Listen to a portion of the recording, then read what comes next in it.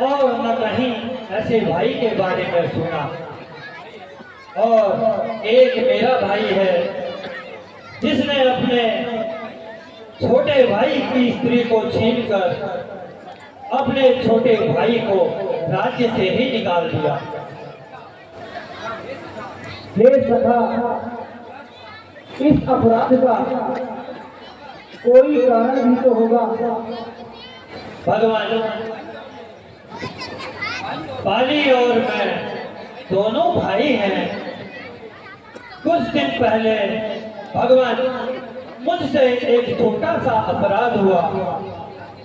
अपराध यह था, एक नरभक्षी राक्षस हमें युद्ध के लिए ललकारने लगा और हम दोनों भाई उस नरभक्षी राक्षस से युद्ध करने निकल गए और उस राक्षस को मारते हुए हम एक जंगल में पहुंच गए, जहां वह नरभक्षी राक्षस अपनी जान बचाने के लिए एक गुफा में घुस गया और भाई बाली उस राक्षस को मारने के लिए उसी गुफा में चले गए और उन्होंने मुझे उस गुफा के द्वार पर कर दिया।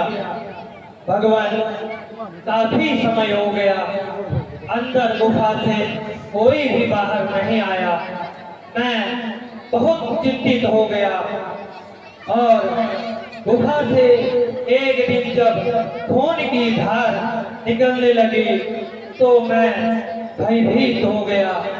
मैंने सोचा कि उस नरभक्षी राक्षस ने मेरे भाई बाली का वध कर दिया। भगवान, मैं भयभीत होकर उस गुफा के द्वार पर एक विशाल पाइप लगाकर अपने राज्य की ओर आ गया।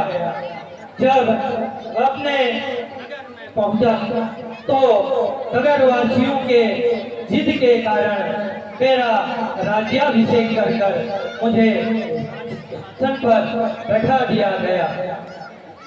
भगवान, उसके कुछ ही दिनों बाद भाई बाली उस राक्षस को मारकर जब राज्य की ओर आए, उन्होंने मुझे उस राज सिंहासन पर बैठा हुआ देखा।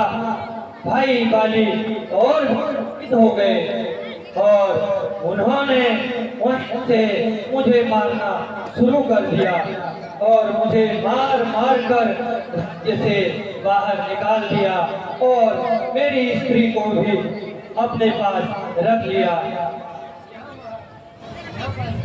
हे भगवान, यहाँ पर माता ऋषि जी के श्राप के कारण भाई बाली इस पर्वत पर नहीं आ सकता। इसी कारण मैं यहाँ छुपकर अपनी जान बचा रहा हूँ। सुग्रीव जी, आप किसी प्रकार की चिंता न करें, मैं आपकी पूर्ण सहायता करूंगा और मित्रता का कर्तव्य निभाऊंगा। भगवान, हे भगवान, मैं भी शपथ खाकर कहता हूँ कि मैं सीता माता का पता अवश्य लगाऊंगा। हे सखा,